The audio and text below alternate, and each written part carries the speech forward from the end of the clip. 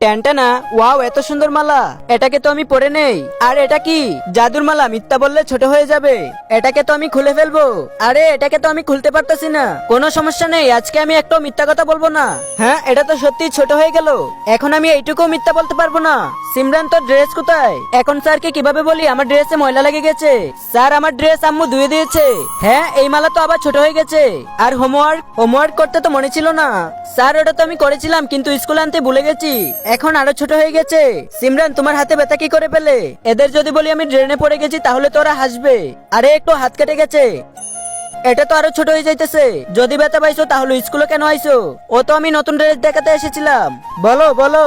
আরে লেখাপড়া তো গুরুত্বপূর্ণ না? আরে বাহ, এখন যদি আরো মিথ্যা বলি তাহলে তো মাল আমার গলায় টিপে দেবে। আরে বাপরে, পড়ে গেছি। এই কলার ছোলা কে ফেলেছে? এখন কি করব, কি করে বাঁচবো? এখন কি মিথ্যা বলবো? আজকে দেখবো কারা শয়তানকে হারিয়ে আল্লাহকে ভালোবাসে। যারা আল্লাহকে ভালোবাসেন তারা ভিডিওটিতে একটি লাইক দিয়ে চ্যানেলটিকে সাবস্ক্রাইব করে দেন। শয়তানকে ভালোবাসলে লাইক সাবস্ক্রাইব করতে হবে না। স্যারে দেখেন, বিজয়ের ব্যাগে কলা এই হয়তো ফেলেছে। আরে না, আমি মরে গেলাম।